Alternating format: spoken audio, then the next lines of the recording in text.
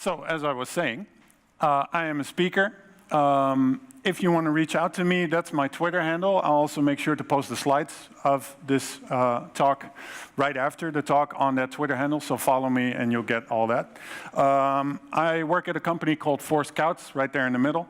I'm also part of a label called Make.io, where we do continuous deployment consulting. Enough about that. Let's start with this particular project, which happened very close to here, actually, in Amsterdam North, a little bit closer to the Eipond, at a company called VNU back then, and now called Persgroep Employment Services, which is part of the Persgroep, the big company with the Volkskrant and other newspapers, but also Autotrack, and a bunch of online job boards, such as Nationale Vacaturebank, IT-Banen, maybe you know of them. This company, like I said, this was in 2014, 2015. This company was dealing with a system which, and I'm sure you're all familiar with it, was a large and aging monolith. A monolith that happened to generate significant income for that company. But it was also terribly slow. Page loads of north of 6 seconds were not unheard of. And it was very complex to maintain. A lot of technical debt, a team that was constantly fighting fires, and had, not that much confidence to tackle that particular system. Now, if we look at the architecture of the system, in the top we have the labels that this company offers, IT-Banen, Intermediair Nationale Vacaturebank, .nl. The traffic from these sites comes into a bunch of load balancers, varnish caches, what have you. That traffic then goes to a bunch of front-end machines, which in turn talk to back-end machines. So far, so good. The only problem there is that front-end machines talk to front-end machines and to back-end machines, and they talk to each other through about 3 different methods: REST, RPC, direct database access. And they run the exact same code. The only way that a front-end is different from a back-end is a single flag. Otherwise, they run the exact same code. And they talk to things like Solar, external FTP connections, stuff like that. Now, the team that was dealing with this system was doing manual releases. Every 4 to 5 weeks, not really a set schedule, usually on the weekends. And the problem with an online job board such as this is that it has 2 distinct groups of customers. One is the group of recruiters or employers that actually pay to get their job posted on the site. They generally do that on weekdays, 9 to 5. And the other group are people that are looking for a job or a better job, and they generally don't do that 9 to 5 on weekdays, but generally at night or in the weekends. Now, if you take the site offline in the weekend, that immediately impacts that very group. Of course, it doesn't affect your paying group, but the reviews for the site definitely come from the other group. So that's something they were dealing with. Also, the tests that they had in the code base, not so much of them, and the ones they had were fragile, randomly failing, timing out, dreadfully slow in some cases. And as a result, the team was fighting frequent issues, outages, brush fires, after deployments, usually in the week after a deployment weekend, but also randomly during the weeks between deployments. And last but not least, all this led to a low velocity on the team that was dealing with it. Now, management stipulated a few goals to fix this. And not only management, but as a matter of fact, these goals were shared by the entire group. Obviously, getting rid of a significant amount of issues, right? That detracts from development time, from actual functional development time. So reduce the number of issues. Reduce the lead time. And by lead time, I mean the amount of time it takes for an idea to actually coalesce and be put into production and actually be usable by consumer. Which, at that point, we could measure in terms of months, 3 or 4 months, for an idea to make it to the consumer. Now, the online job board world is very competitive, very fast-moving, so that's something that at this point, 2017, or back then even, simply isn't acceptable anymore. So that needs to be reduced. They also wanted to increase productivity of the team, which sort of goes hand in hand with goal 1. And last but not least, very important, increase the motivation of the team, increase developer and tester and other personnel retention, so they want to stay longer instead of, be hampered by all the legacy and go away to another company. Now, all these goals led to this question, or these questions. Do we refactor? Do we rebuild? And there was actually a third question. Instead of refactoring or rebuild, do we throw the product away and go to a commercial off-the-shelf product? That was discounted because when you have a commercial off-the-shelf product, read a standard online job board, which you buy, you can change the logo and the color and the font maybe, but you cannot innovate on that product. And the product is the company. So refactoring then was tried enthusiastically for a few months. Code coverage increased dramatically from 0 to 2.5%. But that's not fast enough. It takes a little while. So that was out of the question as well. Now, a rebuild, or a cut-over rewrite, if you will, was considered as well. Cut-over rewrite is where you have system A running, and you build system B until it is at feature parity. Right? It does the exact same thing as system A, and then you flip a big switch. Now, we all know that flipping a big switch works. No, it doesn't. So that option was out of the window as well.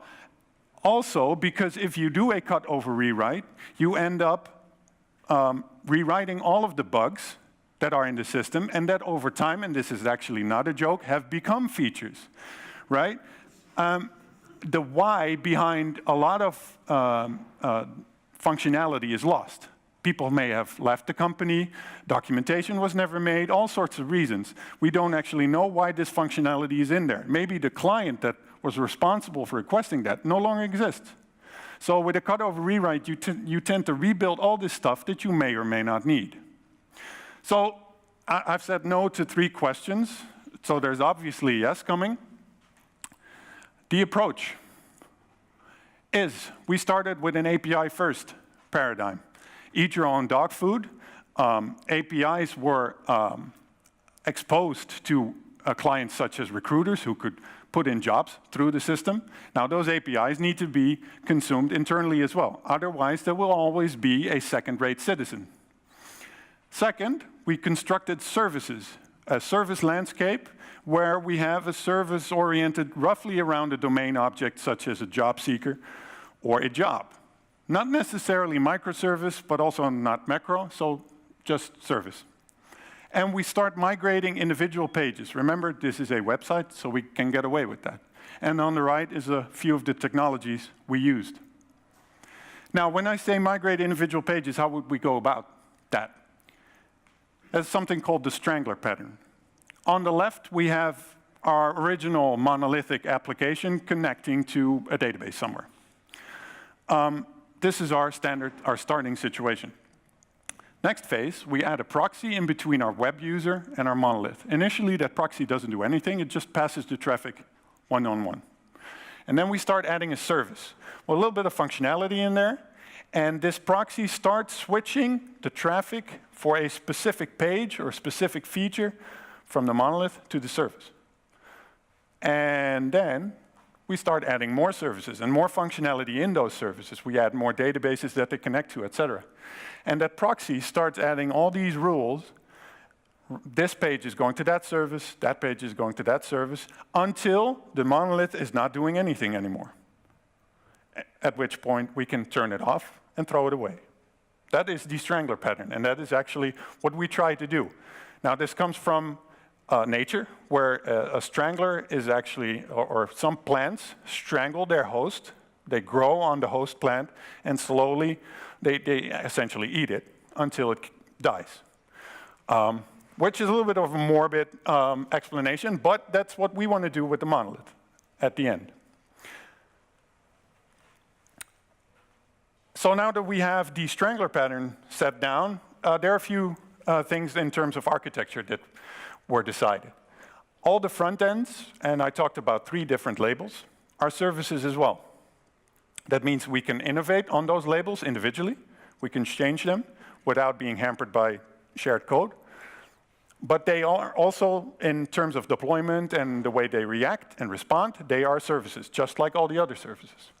All the services, so the front ends as well, are behind a load balancer, which means that we can increase the number, or decrease, and replace them without people noticing that. That helps with downtime, or get rid of downtime. We do need to be able to access legacy databases in some cases, if only to clean up the data model. And last but not least, you've heard the term container a bunch of times today, probably. This was in 2014, 2015, very early days in terms of Docker, but we stipulated all the services are in containers. One service per container, or the other way around. Right. Now that we have an architecture and we have a way of strangling our existing application, let's put down a few rules for our new code. And I cannot emphasize that enough. These are rules for the new code. And these are not rules that were laid down by me or any of the other consultants that were part of this project, but by the team in general, as a whole. One of the things we set down early was continuous everything.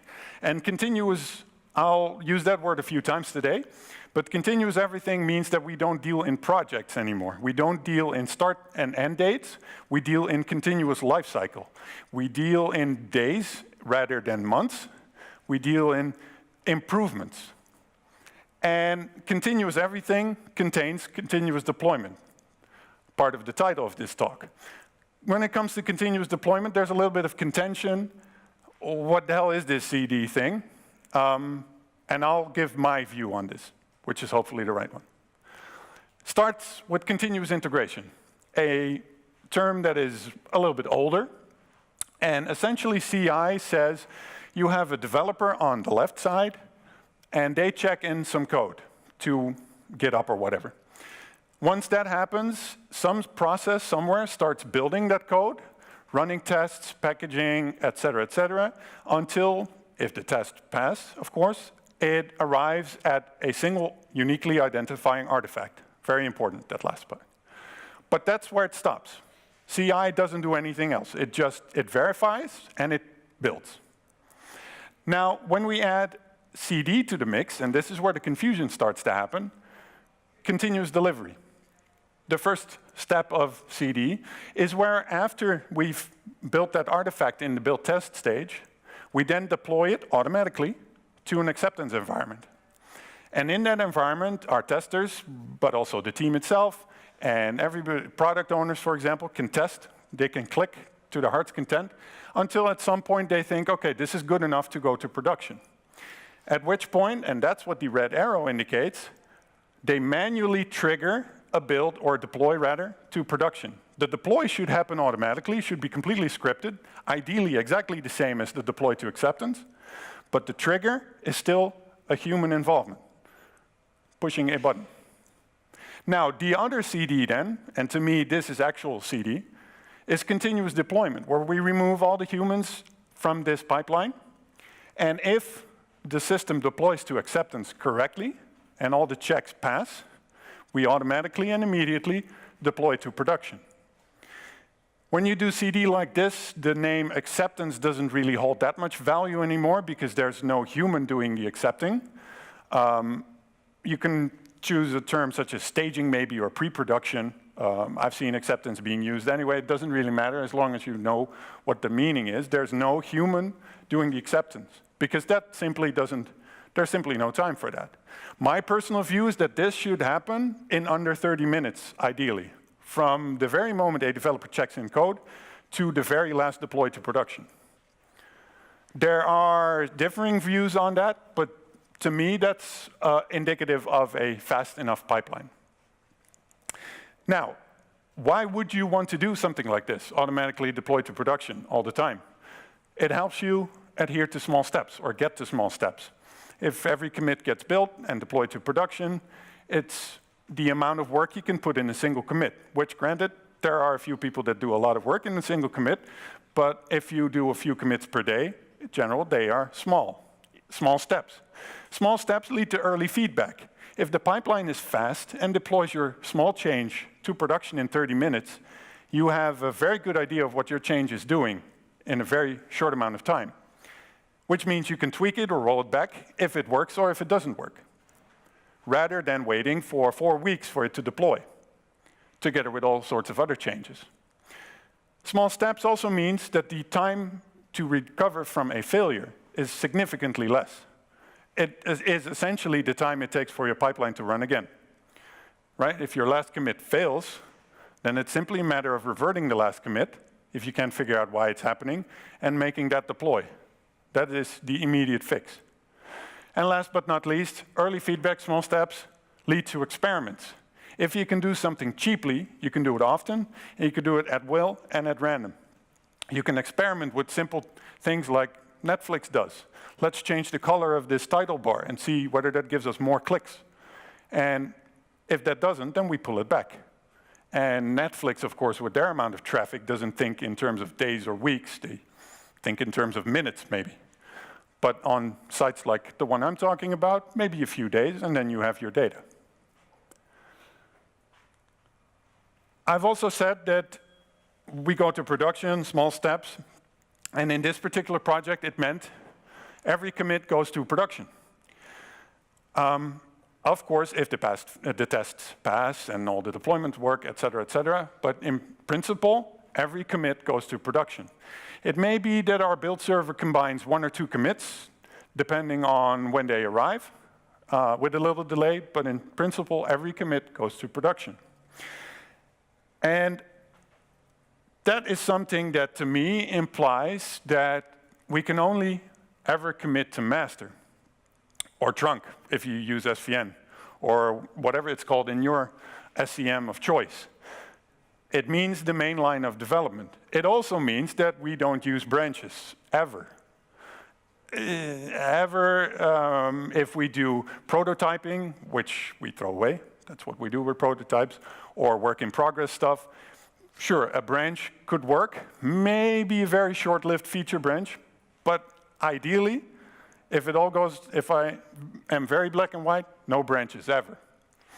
This generally leads to pitchforks.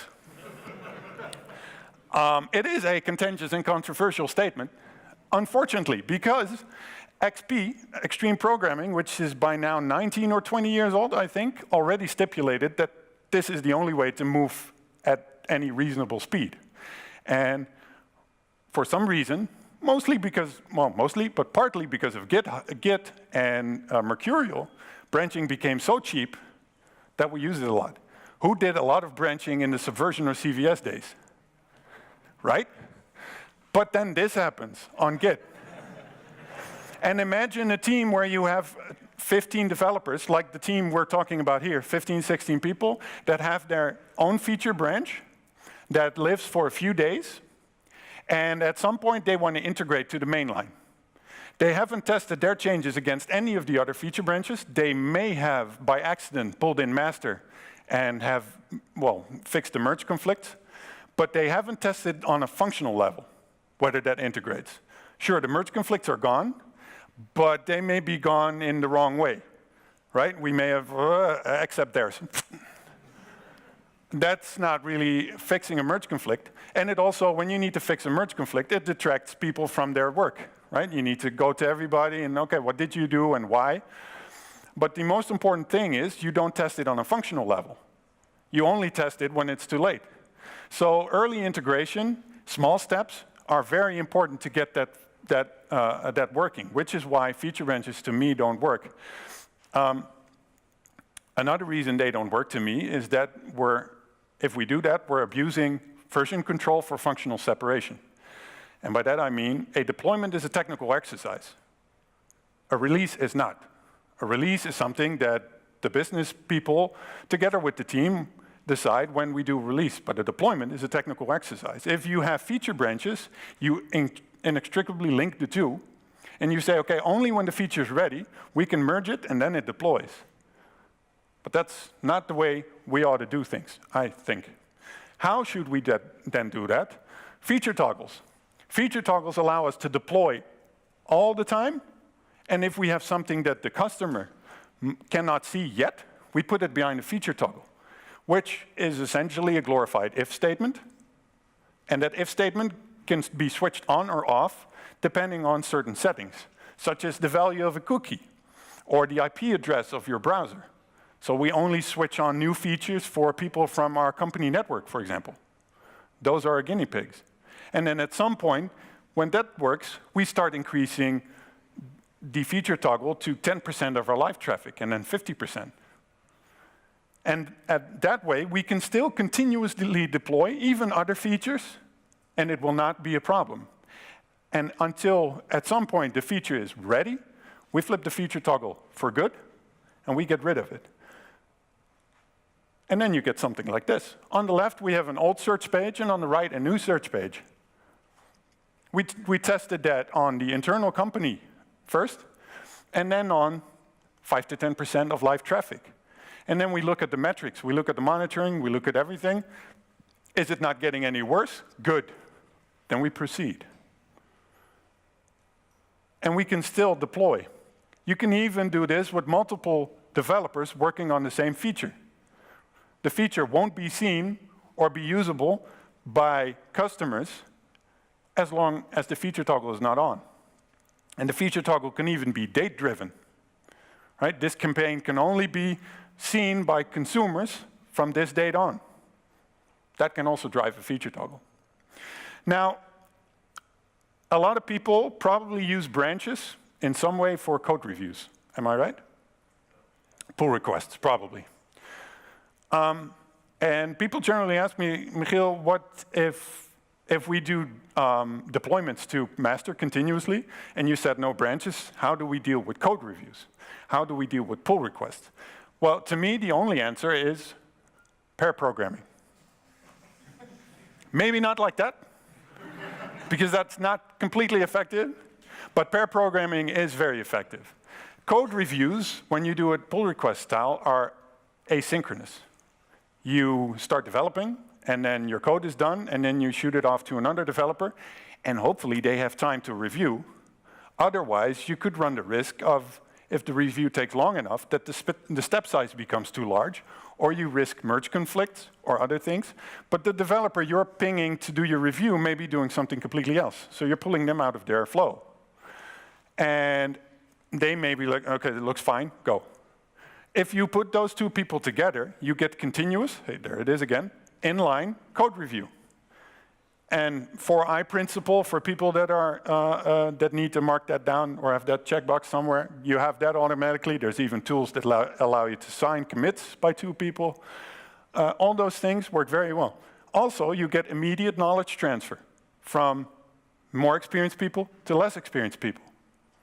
You can transfer knowledge from developers to ops or vice versa. Very useful. Don't enforce. That is my idea at least, but encourage. People will quickly learn that this massively improves their code and speed. I think it was Microsoft that said that it does a 125% boost in terms of productivity. So it's not that you have half the people doing the same thing all of a sudden. It's actually that you have 25% more developers. Now, another rule, the Boy Scout rule. Who has ever heard of the Boy Scout rule? Good. The other half, don't leave your campsite in a worse state than you found it. Or rather, leave it in a better state than you found it, if you can manage at all. Because if you don't, this could lead to the broken window syndrome. One window breaks in the house, second window breaks in the house.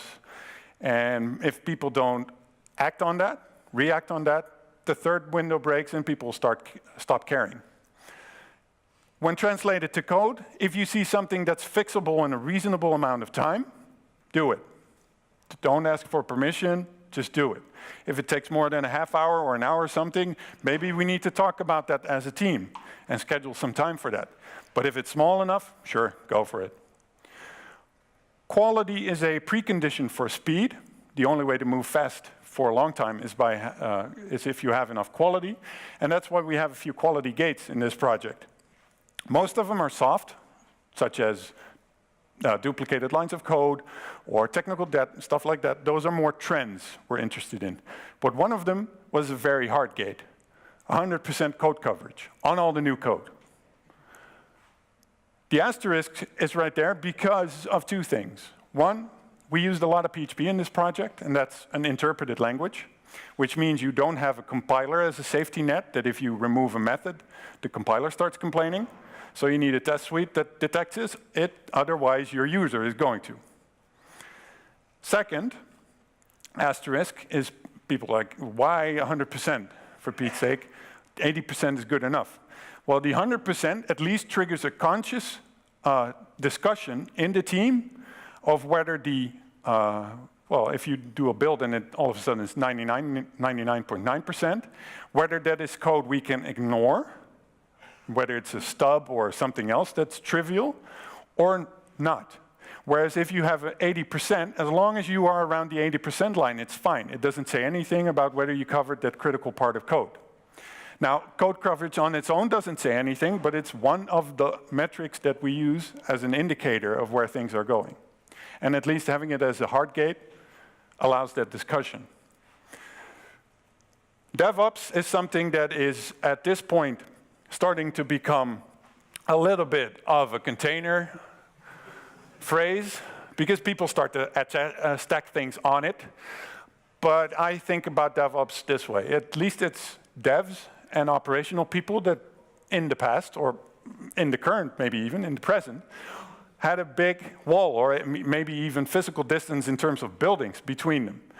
Put them together in a team and make them share the pain, essentially. Because a team builds it. Building is easy. Running is hard, especially keeping it running. So the team runs it, but the team also improves it. So this is a cycle that happens within the entire team, and that's why all the people that are involved with a project, with a product or a service, for example, need to be on that same team and need to be able to make decisions on that particular service. So if the service goes down, it's the team's responsibility rather than operational people. So the team will get paged rather than operational people. If developers get paged, yeah, that's a nuisance. That's no less of a nuisance than if operational people get paged. It's something you want to get rid of pretty quickly. So this is a culture change, essentially, but it means fostering responsibility within a team. A team is responsible. So enough about process. Let's talk about build pipelines. Build pipelines is where it all comes together, at least from a technical standpoint. And a build pipeline is where we automate the repeatable things. And with repeatable things, I mean stuff like building and testing, packaging, configuration management, orchestration, all those things that we do today and that we sometimes do in different tools or something. At least we can automate it, or we should automate it. Because if we don't, if I give 10 people 10 different tasks, and I give the same people the same task the next day, you will already see variations. Whether they had not enough sleep or trouble at home or something else bothering them, maybe a little bit too much to drink, their performance is going to vary, and automated scripts don't. So automation is a very particular or very important part of continuous deployment, continuous delivery. Another thing that's very important is testing, continuous testing. And this is where I introduce defense in depth. Defense in depth starts with unit tests. We test on a small level whether our classes are built the right way. We mock most of, or almost all the world around those classes, so our tests are fast and clean and small. But we test code, we test individual classes. Then we build up to integration tests, perhaps, where we test systems and components and bundles of classes. We may use an actual connection to a database for a few tests, have fixture data so we know what to expect. And then we move on to acceptance tests, where we introduce behavior-driven development, where we introduce scenarios and examples that say, in plain English, the feature or the functionality that we expect. Not in terms of when I click on that button, no, when I view a job, in terms of functional language. Those scenarios are then written by business analysts, testers. And then last but not least, we build up to UI tests. We use tools like Selenium and Cypress, Protractor, to run end-to-end clickable tests. We maybe test JavaScript, stuff like that. And then when I show these slides to testers, they usually go like, what is my role going to be? Because I was involved in the acceptance process. I was the one doing the clicking. And my role is now effectively gone. Well, not really, because those testers, and don't tell them that, but they're going to be more important than ever.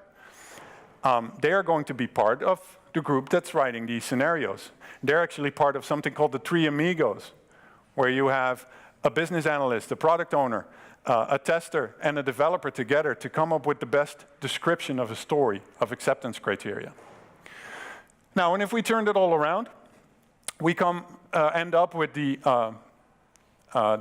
testing pyramid, the continuous testing pyramid. At the bottom, our tests are the cheapest and the fastest, which means they are the most numeric, essentially. So we have a lot of unit tests because they are cheap and fast. Less integration tests, less acceptance tests, less UI tests, and then a new word, smoke tests. Smoke tests are the tests you run after you deploy something to see whether it deployed successfully, whether it replies in the way that you expect it to. And by their very nature, they are slow because they require something to be deployed first. So as we go up in the pyramid, our tests become more expensive and slower, harder to maintain, so we have less of them. The two little clouds, very important part of continuous testing. Exploratory testing is where your QA people are actually working on your production side and testing the most critical parts of the code and see whether we missed something in terms of acceptance criteria or scenarios, and if we need to adjust that somewhere and make it automatic. And monitoring is an oft overlooked part of testing. People don't consider monitoring to be a part of testing, but it actually is. Because if your site starts to slow down or starts throwing errors after an hour after deployment, you want to be able to catch that. You may not be able to catch that in a test, not at first, but your monitoring should. So your monitoring is a very big part of a testing stack, if only a little later than the deploy. Now, none of this is ever 100% watertight, of course, but at least it gives us a very good state, a very good feel about how our software is doing, and how good of a quality we are deploying. Now, if we all put that all together, in, for example, a little bit of Jenkins, a little bit of Ansible, then we come up with something called pipeline as code, which is relatively new in Jenkins. Rather than clicking our pipelines together, we write them as part of code and put them in the repository of the service of the application that we're deploying as well. In this code, we're defining a few stages: tests, building a Docker image, deploying it to staging, deploying it to production. These stages are sequential, so if one of them fails, all the next stages are not executed, the build is red, build has failed. The deployment part can go a little something like this. This is what we call a rolling update. There are more ways to deploy code. This is just one way. Rolling update essentially replaces running instances of your code one by one. And we start that by pulling in a Docker image on one of the machines, on the machine that we are deploying. We start a new container based on that image. We wait for it to come up on a port. This is all Ansible code, by the way. The service is exposed on a port, so it should come up on that port. When it does, we run smoke tests or health checks to see whether it deployed successfully, whether it's talking to us in the way we expect it to. If it does, we add it to the load balancer, in this case, HA proxy. And it starts receiving traffic. When that's all done, we can remove one of the old containers from the same load balancer. So an old container of the previous generation, the previous build. And we stop that and remove it. And this repeats until all the containers of that previous deployment are gone and replaced by containers for the new deployment. Now, if something were to fail, it typically would happen there, and typically, not always, but typically, on the first container that we deploy. And then it's easy. We cancel it or stop the build if it hadn't stopped itself. And there's actually nothing happened. We only started a new container, which probably crashed. Otherwise, it wouldn't have failed the health checks. But all the other containers from the previous deployment are still there, are still serving traffic at full capacity. So nothing has happened. And if we do that, then hopefully this is what it looks like in Jenkins, all green with our average times for the various stages. And again, if one of the stages were to fail, the subsequent stages would color red and not be executed. Now, if that happens, our build is red, our build has failed, we want to know about it. And that's when we get the Siren of Shame, which in this case was an LED lamp with a speaker attached to it, which started screaming and flashing whenever the build broke. The idea behind that is not so much of a joke, it's rather to help the team or trigger the team to respect that build. Because if you do master-only deployments, the build is your lifeline, right? We don't do manual releases anymore, so the only way we can release is through the pipeline. So if the pipeline breaks, for whatever reason, it becomes our number one thing to work on. And it can break for various reasons. We've seen things like NPM break, that happens, but also other packages, connections to the internet when Maven starts downloading stuff, that happens. So there's all sorts of reasons why your pipeline can fail. Usually it's because the team did it on its own. Usually it's a commit. And that commit, again, can be reverted, and then we can run again. Because if the pipeline is red and you don't respect the build and fix it, then all the other pairs are, at that point, inhibited. They cannot actually do anything. They cannot commit, well, they should not commit, because the pipeline is red. So they're effectively blocked from doing work. So that's very important, that that feedback comes to the team and is acted upon. Okay, closing off with a few results of this particular project. The build time per service was under 10 minutes. So that's from the very commit to GitHub to the very last container in production being replaced by a new one. Under 10 minutes per service. 50 plus deploys per day over all the services, but still, 50 plus deploys per day. For a team of 16 people, that's a good score. Significantly reduced the number of issues and outages. No more weekend releases or downtime. Page load times were improved by an order of magnitude, down to 0.5 of a second, or even faster in some cases. We improved audience statistics and metrics all across the board, time on site, ranking in the CEO, the number of pages visited, all the things, click-through rates improved massively, probably also because the page load improved. The team got to learn a lot of new technology, Docker, Elasticsearch, all sorts of other things. That was very interesting. And the most important part, their confidence, velocity, and fun was increased by an order of magnitude as well, probably. Now, of course, there were a few things that didn't go so well. Initially, acceptance of the team. When you start talking to a team that has been doing or working on a legacy system for years and years on end, they maybe have become a little bit numb to certain things. And some people may be a little bit hesitant to adopt new technologies, a new way of working. But by persevering and a lot of pair programming, and I think at some point it clearly showed that we were doing a lot better than before. New technology is both a positive side and a negative side. When you introduce something like Elasticsearch, for example, not everybody on the teams knows the ins and outs. So if you're not careful, you get knowledge silos. So it's very important to, well, again, pair on that and make sure that that knowledge goes throughout the entire team. But initially, that was a little bit of a problem. Docker stability, when we started out, I think we were on 0.6, 0.7, something like that. Which had its fair share of issues, I might add. People ask me, why then do you run Docker? Well, we were kind of banking on Docker becoming this very speedy, hot thing, and well, it did. But still, we had some issues with that. We had to script around it a little bit. Luckily, with the speed of Docker, its development, we could remove some of those scripts every X months. Pipeline stability, I mentioned that.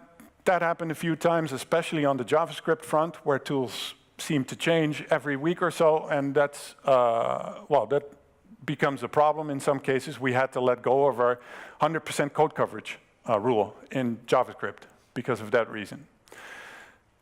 Feature toggle cap if you don't keep your feature toggles, and by that I mean don't put features live,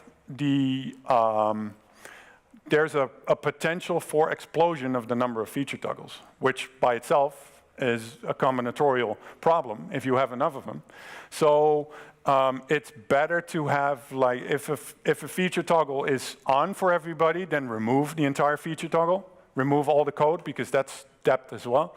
And if we don't put the feature live because reason X, remove all the code associated with it, because obviously the feature wasn't then interesting enough. But that needs to happen in a relatively short time span to keep a handle on the number of feature toggles.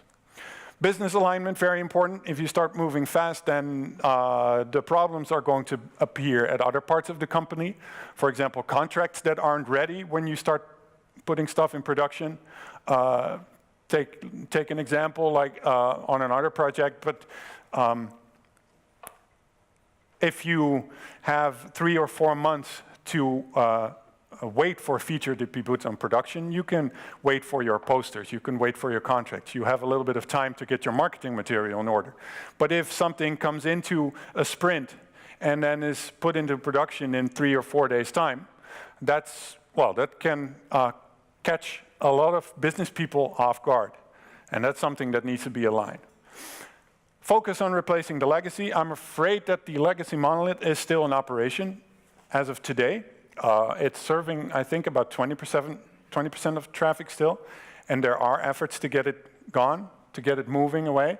But still, I think that if that's something that's holding you back that much, maybe a little bit more focus on getting rid of it would have been good. Okay. Closing off with some literature that you can read up on if you want to. The Continuous Delivery Bible by Jez Humble and Dave Farley. If you haven't read that, it's a very good book. Building Microservices by Sam Newman. Build Quality In by Steve Smith and Matt Skelton is a book where they talk about, I think, 20 or so different projects where they introduce DevOps and CD and the problems and the challenges that they encountered there. Very interesting. And below, my favorite site, trunkbaseddevelopment.com, all the reasons why you should not use branches. And sure, there are a few reasons why you can use branches, but in general don't. All right, thank you for attending. Again, my Twitter handle is there, my email as well, and my personal blog. If you want to read up, I blog on these topics a little bit, also event sourcing and other things. So yeah, thank you. Do you have any questions? I'm sure you do. How much time do we have for questions, by the way? I think 5. Okay. Hi. Hi. I have a question. You were talking about the pipeline in Jenkins, and obviously pipeline as a code. The question is, how or did you try to apply the DevOps specifically to the code of the pipeline? And what do you mean by that? As in testing the code of the pipeline itself? Not so much, no, okay. Unfortunately. That's sort of inception, like continuously deploying your pipeline, which continuous deploys. But that's something that we've been looking at in recent months, but is still a problem, essentially. There's not enough tooling on that part to get that working well. Or we haven't found it, at least. Okay. So that's something that sort of we'll make the change, and we'll see if the pipeline works again. Okay. Can I ask another question? Okay. So the question is, you mentioned in terms of, because it's a new technology, and I personally also suffer from the same problems in terms of, because I think that trunk-based development is the way to go, and I have experienced that it's actually much better than feature development. Okay. So how do you convince not to go to the feature? I'll take 30 seconds to try to explain code bouncing. Code bouncing is something that was coined by something in 2008, so that's a while ago. Code bouncing happens when you have a team that's doing master only, and you have somebody who's absolutely convinced that feature branches are the way to go. What happens is they check in code on feature branch a few times until it is ready. They then try to merge to master, which is conflicting, and they go to all the pairs that have committed in between to master. And they try to fix their stuff, and sure, at some point, they've interviewed everybody and are ready for that merge conflict, but by that very same time, everybody has moved a little bit further away again. So that merge conflict is a moving target. So then the people will say, okay, freeze. And now we're going to fix the merge conflict and nobody commit. Okay, and then we fix the merge conflict, we commit, and I guarantee you the build will fail because it's too much of a change. So they revert and do it all over again. And by 2 weeks, they've learned that feature branches are, at least long-lived feature branches, are a pain and not a gain. Thank you.